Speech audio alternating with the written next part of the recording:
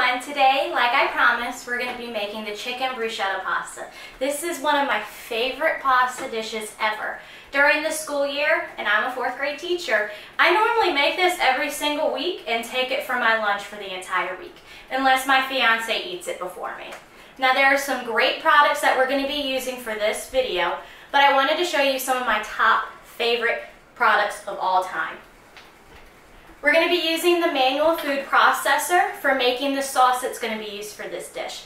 The manual food processor can be used for anything from making sauces, salsa, and I've heard people can make a mean milkshake. We're going to be using the deep covered baker in the microwave again to cook our pasta. Now if you don't think pasta can be cooked in the microwave, just hold tight. I promise you it's going to work. And my favorite of all time is the Pampered grill pan and press. This bad boy is amazing. Normally in Virginia when the weather is really nasty but I want to grill, this is what I use inside to make my burgers and hot dogs. The press is amazing for making paninis and the best grilled cheese you've ever had in your life. And the great thing is, this has a lifetime warranty. Alright, so the first step for our pasta is cooking our pasta. I'm using the deep covered baker to cook the pasta in the microwave. Now I've already gone ahead and broken up our spaghetti in our deep covered baker. I just used whole grain pasta, but you can use whatever type of spaghetti you'd like. And I've gone ahead and opened each can of the chicken broth. You're just going to pour the chicken broth right on top of the noodles. Place the lid back on the deep covered baker. And then you're going to microwave it for 8 minutes. When that 8 minutes is done, you're going to stir it and then put it back in for another 8 minutes.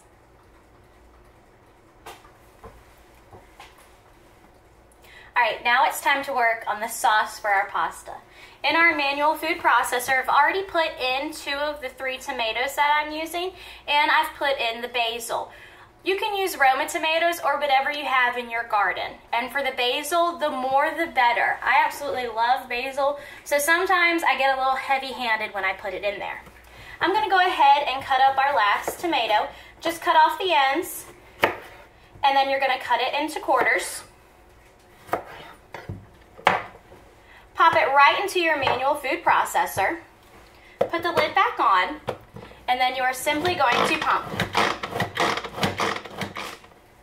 Now all that's left is to put in our garlic and to put in our olive oil. I'm going to go ahead and pour our olive oil in. I've got a half a cup of olive oil in my Easy Read measuring cup. And for the garlic, I'm going to be using fresh garlic with my garlic press. Now the reason you want to use fresh garlic is you don't know what they're putting in the jarred minced garlic. Some minced garlic has phosphoric acid that has already been put into it as a preservative. And fun fact, that type of phosphoric acid is used to remove rust. Now I don't know about you, but I don't want something that's used to remove rust on my garlic. So it's best just to use your own fresh garlic.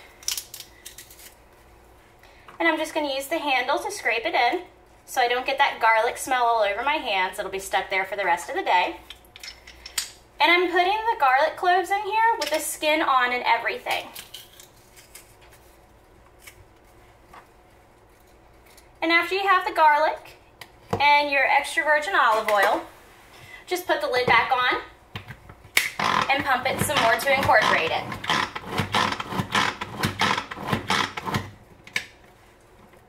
Now all that's left to do is pour it on top of our pasta and chicken. Now it's time to prep my chicken for the grill pan. Now, as you can see, I have 2 chicken breasts that I got from the grocery store. Unfortunately, one chicken breast is super tiny, and the other one looks like a pterodactyl chicken breast. Now, this chicken breast right here is going to take much longer to cook, and I just don't have time for that. So I'm going to use my Pampered Chef closing cut to cut it completely in half so it has quicker cooking time and it cooks more evenly. So all I'm going to do is pop our chicken breast onto the closing cut. And the closing cut has springs on the bottom and the top, so it can fit any type of chicken breast, whether it's a bigger one or a smaller one.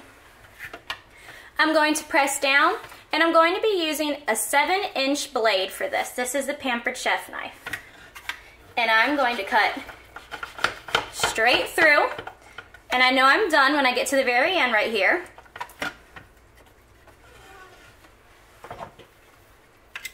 Get my tongs again. And just like that, I have cut that giant chicken breast in half. So now it's not going to take near as much time to cook. To continue with prepping my chicken, I'm going to coat it with the garlic infused canola oil that Pampered Chef has. This is like Olive Garden in a bottle. I swear to you, it smells exactly like the breadsticks that they bring you. I think it just adds a little bit of flavor, and it smells delicious when it's grilling. So I'm just going to paint it on a little bit. You want to make sure that you get both sides of your chicken so one side of the chicken doesn't stick.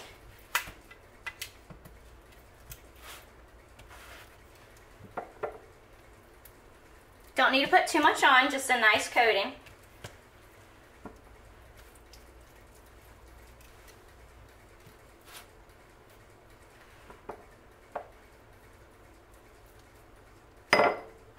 And these are all ready for the grill. This is probably my favorite part of the entire recipe. It is time to use my favorite, the grill pan and press. So I've gone ahead and let my press preheat. You want to put your grill pan and press by themselves for about 5 minutes on a medium to high heat to make sure that they heat up correctly. So now that I've done that, our chicken from earlier I'm going to place down.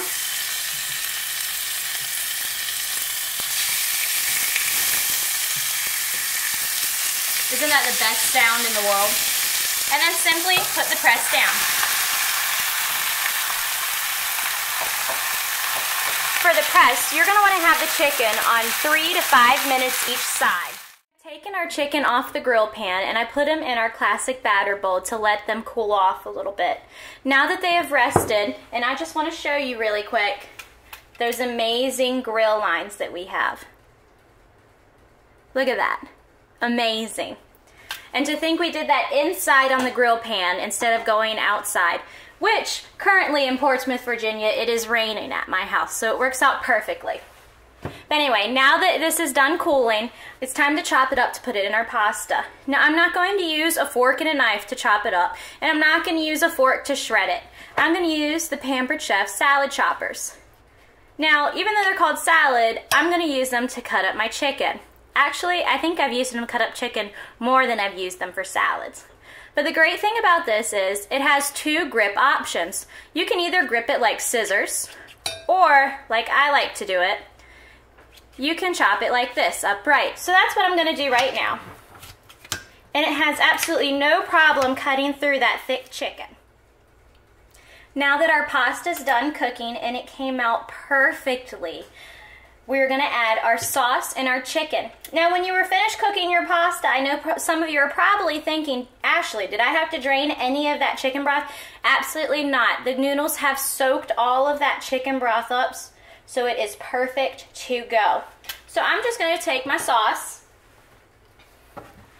and the mix and scraper that we used yesterday and pour it right in.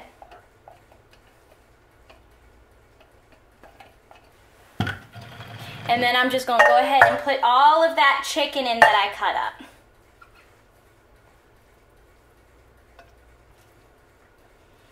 up. And from here, I'm just going to take my tongs and mix it. Now, after you're done mixing it, you're all ready to serve. All you need to do is put on some shredded Parmesan cheese and maybe serve it with the salad if you'd like. And ladies, my favorite part is serving this with a nice sangria.